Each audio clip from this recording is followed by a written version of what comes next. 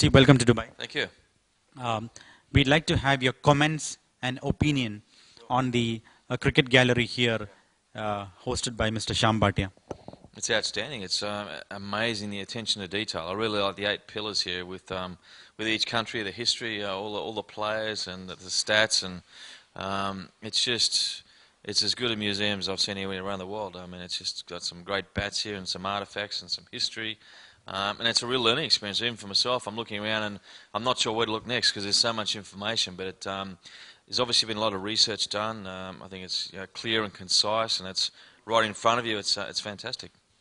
And what do you feel about the man who has contributed such a lot to the game of cricket in spite of being a businessman in steel?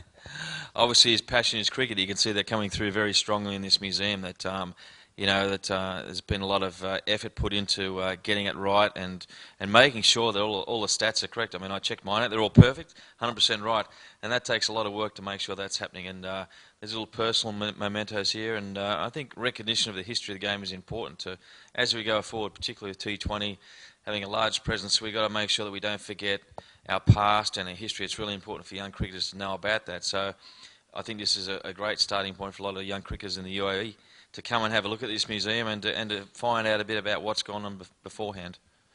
Which point or part of the museum you found interesting and inspiring? The Australian Pavilion? Look, I think it's all equally interesting to me. I like watching some of the old footage, which we just had a look at. I think that's you don't often see the former players play the game, and I love watching that. I think everything here is interesting. Every piece of memorabilia has a story. That's the great thing about memorabilia, is that you look at it or you see it and it takes you back and gives you memories. And I have a lot of things myself at home, and I collected throughout my career. And they weren't necessarily bats and balls. They might have been mementos from a certain moment that took me back in time where it was something that I really treasured. So I think all of it is fantastic. Why do people call you an Iceman or a Tuggy? I don't know. Look, you get called whatever you get called. But Iceman, I suppose, was I kept pretty calm out in the field. And Tugger is tug of war, so they're both pretty simple, and I don't mind what I get called as long as it's nice. Lastly, a few words on your comments on the current performance of Australia, especially in the Ashes series. What would you like me to say? Good or bad, it's up to you. Okay.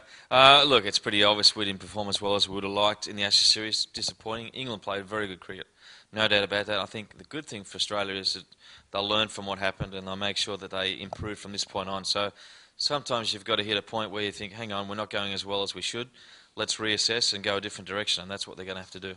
And lastly, you said Brett Lee could play an important role or a part for the success of Australia in the World Cup, and India could win the World Cup. I mean, I know the tagline exactly as what you said. Brett Lee, for sure, has made a big difference already in the current series against England. They're leading 5-1, and he has really injected some enthusiasm and life into the team, which I think was missing.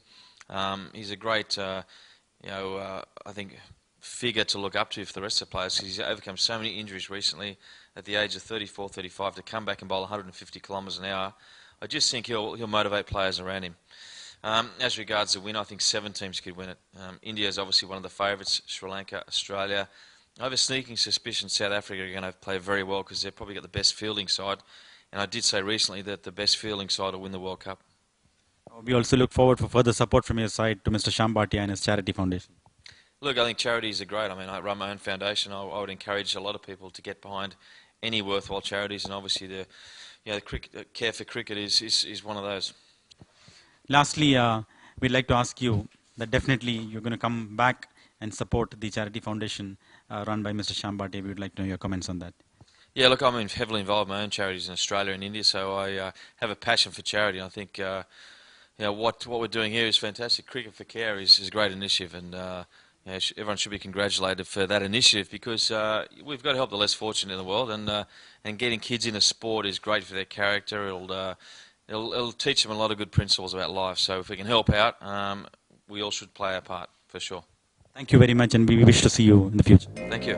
Good.